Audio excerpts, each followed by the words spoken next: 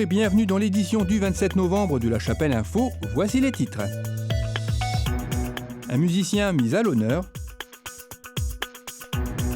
Et l'actualité en bref.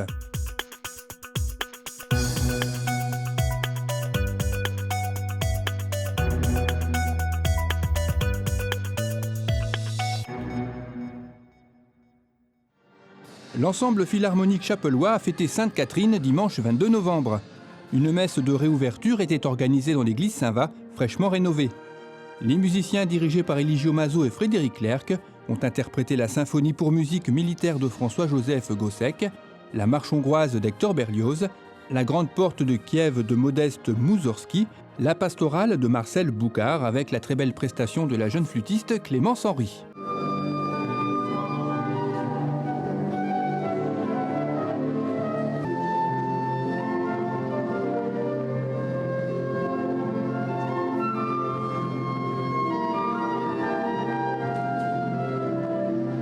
Il y avait également du chant avec l'envie d'aimer, extrait de la comédie musicale des 10 commandements, avec la participation d'Agathe Van de Kerkhove.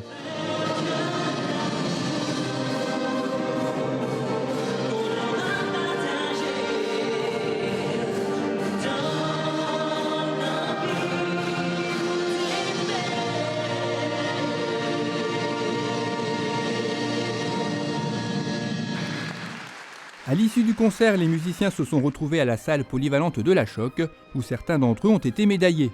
Parmi eux, une figure chapelloise, Émile Duchesne, qui fut autrefois président de l'Harmonie municipale, à qui on a remis une médaille fabriquée spécialement pour lui par la Fédération musicale de France, car il est le premier musicien du Nord-Pas-de-Calais à avoir atteint les 71 ans de présence au pupitre. Donc c'est vraiment l'homme qui est représentatif de l'esprit chapellois, la musique, le sport et la vie associative et la vie tout court.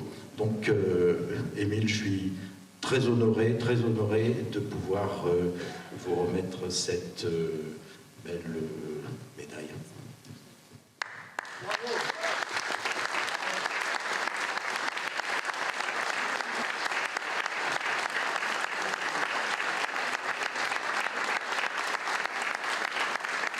À une certaine époque, il y avait deux sociétés. Il y avait l'harmonie municipale et l'harmonie de la Choc. Moi, je faisais partie de l'harmonie municipale, qui était plus représentée pour toutes les manifestations. Et j'ai eu l'occasion, si je puis dire, en 73 de prendre la présidence et en 74 d'organiser le centenaire de l'harmonie municipale, 1874-1974. Alors vous voyez que quand je suis rentré, j'ai tout de suite été bien bombardé. Mais auparavant, j'avais fait partie de la commission et j'avais été aussi vice-président. Il faut dire un petit peu l'étalement et le pourquoi que je suis arrivé à la présidence. Et la présidence, à l'époque, quand on a fait le centenaire, je travaillais. Alors dire pas froid, j'en ai mangé, hein. J'en ai mangé. Et à savoir qu'au niveau de l'entreprise auquel j'appartenais, mon patron, quand il me téléphone et qui ne m'avait pas au bout du fil, il disait « Ah oui, c'est vrai, il y a le centenaire qui se prépare ». Et lui, il était correct vis-à-vis de moi parce qu'il était président de l'harmonie municipale d'Oupline. Donc, il connaissait un petit peu le problème du dévouement qu'il fallait apporter pour pouvoir arriver à réaliser quelque chose d'assez important. On peut dire que c'est un honneur. Faire 70 ans de musique et encore participer à la société en tant que musicien et être présent aux répétitions, sauf, comme je l'ai dit précédemment, exceptionnellement depuis 3 ans, que quand il y a un match important au niveau national, et c'est normal de football, mardi, c'est pas la peine, quand ils ne me voient pas ce jour-là, ils savent que c'est parce que je suis en train de regarder le match. Mais ça arrive exceptionnellement 3-4 fois dans l'année, quoi. Mais l'excuse, elle est bonne à prendre. Mais l'anecdote que je puis et qui m'a vraiment marqué, c'est à l'époque quand j'ai passé première clarinette à Sizouin. C'était le directeur, c'était M. Pelmeul, un très haut musicien, musicalement parlant. Et c'est suite à un morceau, nous étions 6 jeunes au pupitre, et donc j'étais deuxième clarinette à l'époque, et on jouait un morceau, et d'un seul coup il a arrêté, et puis il a demandé au premier qui était sur le banc, parce qu'on était assis sur des bancs à l'époque, et il a demandé où est-ce qu'on était arrivé. Alors, le gars, il dit, on est arrivé à telle mesure. Ah bon? Il interroge le deuxième, le troisième, le quatrième, et puis le cinquième, et puis arrive à moi, il dit, toi aussi? Je dis, non, on est arrivé là. Ah bon? Il dit. Alors, il dit, c'est toi? Il dit qu'il joue pas comme les autres. Il dit, vous, les 5, là, à la pause, vous irez avec le responsable de pupitre des clarinettes et vous irez repasser votre partition.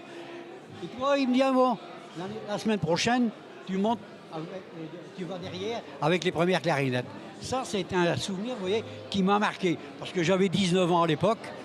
Bon, ça choque quand même, hein, cet âge-là. Hein, c'est même que quand on fréquente. Bon, voilà, je peux dire, un des anecdotes.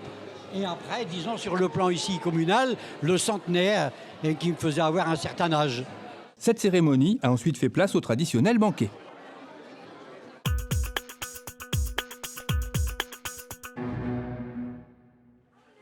L'association des familles a organisé sa bourse aux jouets, articles de puériculture et vêtements d'hiver, samedi 21 novembre.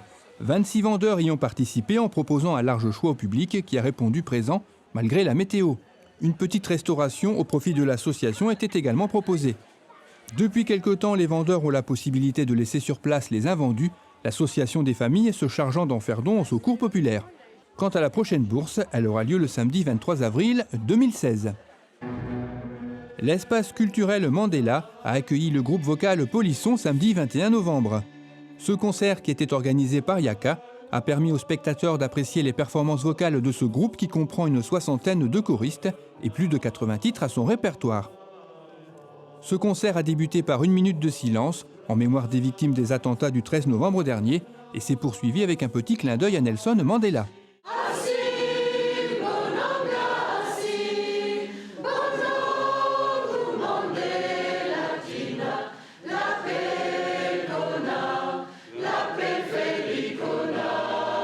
Douze titres au total auront été interprétés, pour la plupart dans le répertoire de la chanson française, mais aussi en anglais, ou comme cette version très réussie d'Ameno.